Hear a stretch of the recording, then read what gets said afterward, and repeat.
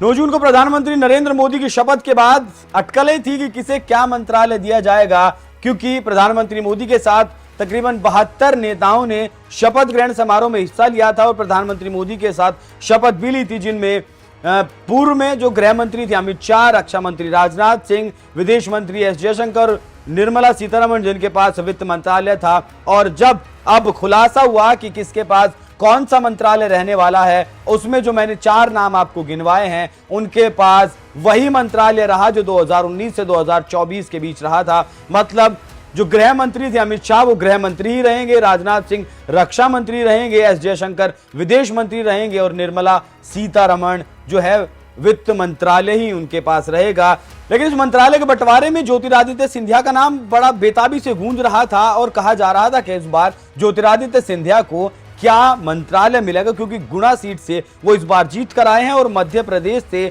BJP को bumper seat मिली है। मध्य प्रदेश से बीजेपी ने 29 की 29 सीट जीतने में कामयाबी हासिल की। जो पिछली बार 28 सीटें जीती थी उसमें एक वृद्धि कर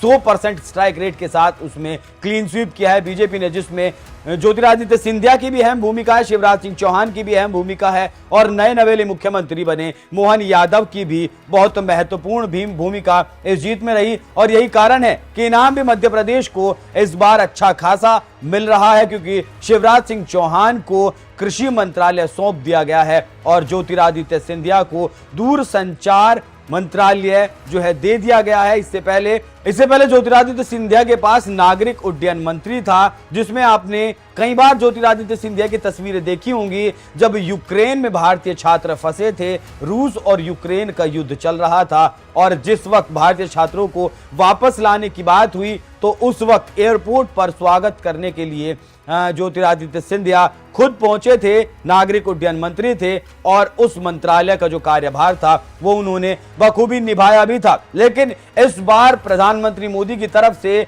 ज्योतिरादित्य सिंधिया को नई जिम्मेदारी दी गई है और दूरसंचार विभाग का मंत्रालय जो है वो उन्हें सौंप दिया गया है। यहां प्रधानमंत्री मोदी की एक बात जरूर याद आती है कि इस बार उनका जो मंत्रिमंडल है वो युवा जोश से भरा रहेगा और दिख भी ऐसा ही रहा है। अहम मंत्रालय जो हैं वो ज्यादातर युवाओं को दिए जा रहे हैं। चिराग पासवान जो एलजेपी के अध्यक्ष हैं, बिहार से आते हैं, उन्हें भी खेल मंत्रालय जैसा अहम मंत्रालय सौंपा गया है, क्योंकि वो खुद एक युवा हैं और युवाओं के ब्रांड एम्बेसडर वो खुद बन सकते हैं। इसीलिए चिराग पासवान को खेल मंत्रालय सौंपा गया है, एक और मंत्रालय भी सौंपा गया है। लेकिन ज्योतिरादित्य सिंधिया को जिस तरीके से प्रधानमंत्री मोदी ने इनाम दिया है उस पर आपकी क्या राय है वो तो हमें बताइएगा ही। लेकिन ज्योतिरादित्य सिंधिया को यह अहम मंत्रालय मिलना इसलिए भी जरूरी हो जाता है क्योंकि मध्य प्रदेश से कांग्रेस की जमीन को उन्होंने बीजेपी की जमीन बना दिया, कांग्रेस की जमीन को वहां से छीन लिया और बीजेपी के पाले में जिस वक्त वो आए थे